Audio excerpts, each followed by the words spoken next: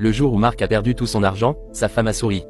Marc Delcourt, 38 ans, dirigeait discrètement une entreprise qui valait plusieurs millions. Mais à la maison, personne ne le savait vraiment. Même Clara, sa femme depuis 6 ans. Ce soir-là, Marc rentra plus tôt que prévu. Il posa lentement les clés sur la table, s'assit face à Clara, et baissa les yeux. Clara, j'ai perdu mon travail. Tout. Silence. Puis il ajouta, la voix tremblante. Il ne nous reste presque rien. On va devoir déménager, vendre la voiture, changer de vie.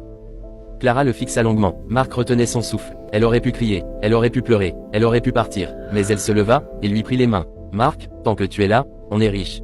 Cette phrase le frappa comme un coup au cœur. Les jours suivants, Marc joua le rôle du pauvre. Il porta de vieux vêtements, refusa les restaurants, proposa de vivre simplement, et Clara suivit. Elle vendit ses bijoux pour payer le loyer. Elle cuisina chaque soir avec amour. Elle travailla plus, se plaignit moins. Un soir, alors qu'il mangeait un simple plat de riz, Marc craqua. Les larmes aux yeux, il posa un dossier sur la table. Je t'ai menti. Clara se figea. Je ne suis pas pauvre. Je voulais juste savoir, si tu m'aimais pour moi, pas pour ce que j'ai.